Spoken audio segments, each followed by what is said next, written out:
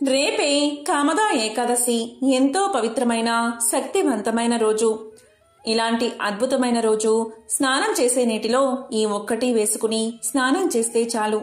జన్మల దరిద్రం, పాపాలు, దోషాలు ఆ నీటి ద్వారా తొలగిపోతాయి. అష్టైశ్వర్యాలు, భోగ భాగ్యాలు కలుగుతాయి. మరి ఎంతో శక్తివంతమైన ఈ కామదా ఏకాదశి రోజు ఏం చేస్తే అష్ట దరిద్రాలు తొలగిపోతాయో ఇప్పుడు ఈ వీడియోలో తెలుసుకుందాం. చైత్ర మాసంలో శుక్లపక్షంలో వచ్చే ఏకాదశినే కామదా ఏకాదశి అని పిలుస్తారు. ఈ ఏకాదశి అత్యంత పవిత్రమైనది. ఇది పాపాలను హరిస్తుంది. ఈ రోజు ఏకాదశి వ్రతాన్ని ఆచరించడం వల్ల సకల దుఃఖాలు నశించి సుఖ సంతోషాలు కలుగుతాయని పురాణాలు చెబుతున్నాయి. సంతానం లేని వారికి మంచి బుద్ధిమంతులైన సంతానం కలుగుతారు.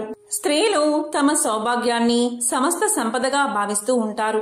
పూజా మందిరంలో అయినా దేవాలయాలకు వెళ్ళినప్పుడల్లా తమ సౌభాగ్యం గురించే దైవాన్ని ప్రార్థిస్తూ ఉంటారు.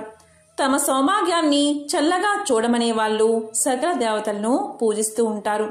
అందుకు అవసరమైన నోములు, వ్రతాలు ఆచరిస్తారు.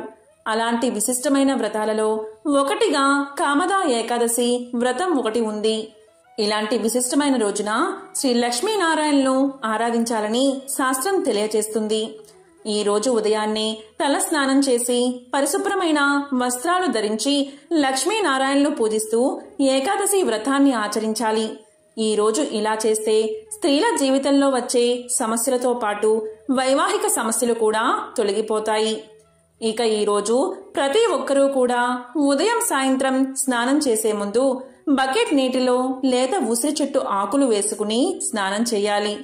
ఇలా చేస్తే సకల పాపాలు తొలగిపోతాయి. ఉసిరి చెట్టు సాక్షాత్తు విష్ణు స్వరూపం. ఉసిరి చెట్టులో విష్ణు భగవానుడు కొలువై ఉంటాడు అంటారు. అలాంటి ఉసిరి చెట్టు ఆకులను స్నానం చేసే నీటిలో వేసుకుని స్నానం చేస్తే చాలు. జన్మజన్మల పాపాలు తొలగిపోయి కోటి జన్మల పుణ్యం వస్తుంది. ఇక స్నానం చేశాక మీ పూజా గదిలో లక్ష్మీనారాయణల పటానికి తులసిమాల వేసి 5 ఒత్తులతో దీపాన్ని వెలిగించి మీ మనసులోని కోరికను లక్ష్మీనారాయణలకు చెప్పుకుని ఓం నమో నారాయణాయ, ఓం నమో నారాయణాయ అనే మంత్రాన్ని ఉదయం 5 సార్లు, మధ్యాహ్నం 5 సార్లు, రాత్రి పడుకునే ముందు 5 సార్లు నియమంగా జపిస్తే ఆ లక్ష్మీనారాయణల అనుగ్రహం మీకు కలుగుతుంది. ఈ రోజు ముత్తైదువులు శ్రీ మహావిష్ణువును ఆరాధించాలని మన శాస్త్రాలు చెబుతున్నాయి. అదేవిధంగా ఈరోజు ఇలా చేస్తే ఆర్థిక సమస్యలు తొలగిపోతాయి. అది ఏంటి అంటే ఒక పరిశుభ్రమైన చెంబును తీసుకుని దాంట్లో గంగా జలాన్ని కానీ లేదా శుభ్రమైన నీటిని కానీ తీసుకోవాలి. దాంట్లో కొంచెం పసుపు, అలాగే 4 వేపాకులను కాడలతో సహా దాంట్లో ఉంచి ఆ పసుపు నీటిని వేపాకుల సహాయంతో ఇల్లంతా చల్లండి. ఆ పసుపు నీటిని తొక్కకూడదు. అందుకే నేల మీద పడకుండా ఇంట్లోని వస్తువులపై చల్లుకుంటే చాలు. ఇలా చేస్తే ఇంట్లో ఉన్న నెగిటివ్ ఎనర్జీ అంతా బయటకు వెళ్లిపోతుంది. పాజిటివ్ ఎనర్జీ ఇంట్లో ఉంటుంది. అంటే నకారాత్మక శక్తులు తొలగిపోతాయి. దైవిక శక్తులు ఎల్లవేళలా మిమ్మల్ని, మీ ఇంటిని కాపాడతాయి. కామదా ఏకాదశి మహత్యాన్ని తెలిపే ఒక కథ వరాహ పురాణంలో ఉంది. ఈ కథను విన్నంతనే జన్మల పాపాలు తొలగిపోతాయి. ఆ పవిత్ర కథ ఏంటో ఇప్పుడు తెలుసుకుందాం. ఒకసారి పాండవాగ్రజుడైన ధర్మరాజు శ్రీకృష్ణుడితో ఇలా పలుకుతాడు. ఓ కృష్ణ, చైత్రమాసంలో శుద్ధ ఏకాదశి పేరు ఏమిటి? దాని మహత్యం ఏంటో తెలుపుము అంటాడు. దానికి శ్రీకృష్ణుడు, ఓ ధర్మనందన, పూర్వం దిలీప మహారాజు కూడా వశిష్ఠ మహాముని ఇలాగే అడిగాడు. అప్పుడు వశిష్ఠుడు దిలీపునికి పురాతనమైన కథను ఇలా చెప్పడం ప్రారంభించాడు. ఓ దిలీప మహారాజా, చైత్రమాసంలో శుద్ధ ఏకాదశి పేరు కామదా ఏకాదశి. ఇది పాపాలను పోగొట్టి పుణ్యాన్ని కలిగిస్తుంది. దీని పవిత్రతను తెలిపే ఒక పురాతనమైన కథను నీకు తెలియచేస్తాను. శ్రద్ధగా విను అంటూ ఇలా చెప్పడం ప్రారంభించాడు వశిష్ఠుడు. దిలీప, ప్రాచీన కాలంలో బంగారం, రత్నాలతో అలంకరించబడిన మనోహరమైన భోగిపురం అనే పట్టణం ఉండేది. ఆ పట్టణాన్ని పుండరీకుడు అనే రాజు పరిపాలిస్తూ ఉండేవాడు. అతను గంధర్వ, కిన్నెర, అప్సరసలచే సేవించబడుతూ ఉండేవాడు. ఆ పట్టణంలో లలిత అనే పేరుగల అప్సరస ఉండేది. అదేవిధంగా లలితుడు అనే పేరుగల గంధర్వుడు కూడా ఉండేవాడు. వారిద్దరి మధ్య పరస్పరం అనురాగం ఏర్పడి వివాహం చేసుకున్నారు. ఆ ఇద్దరూ ఒకటయ్యారు. వారిద్దరూ ఎంతో అనురాగంతో జీవిస్తూ ఉండేవారు.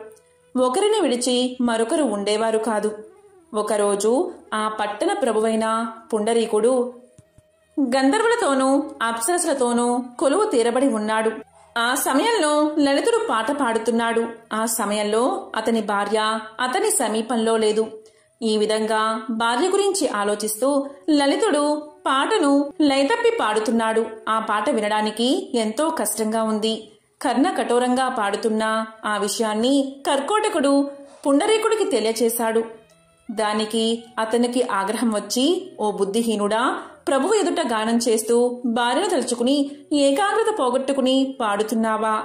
నువ్వు మాంసాన్ని మనుషుల్లో తినే రాక్షసుడిగా అవుతావు. ఇదే నీకు నేనిచ్చే శిక్ష అని శపించాడు మహారాజు. నీ అందం, నీకు ఉన్న సృజనాత్మకత, నీకు ఉన్న కళ అంతా నాశనమైపోవాలి అని శపించాడు.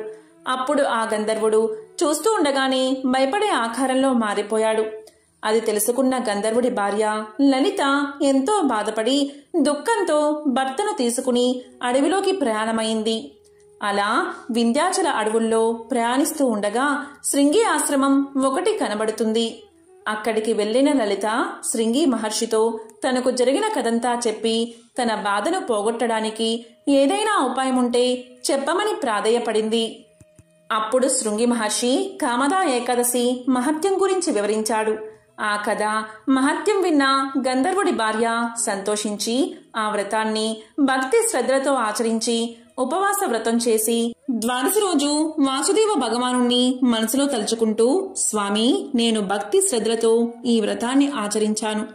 నా భర్తను మీరే ఏ విధంగా అయినా కాపాడాలి అని మనసులో తలుచుకుని నమస్కరించి తన పక్కనే ఉన్న భర్త వైపు చూడగా వింత ఆకారంలో ఉండే, చూస్తేనే భయపడే ఆకారంలో ఉన్న ఆ గంధర్వుడు తిరిగి తన పూర్వ ఆకారాన్ని పొందాడు. అలా ఇద్దరూ చివరకు మోక్షాన్ని పొందారు. మనం తెలియక చేసే పాపాలన్నీ ఈ ఒక్క ఏకాదశి రోజు మనం ఆచరించే వ్రతం, ఉపవాసం వల్ల పోతుందని పురాణాలు చెబుతున్నాయి.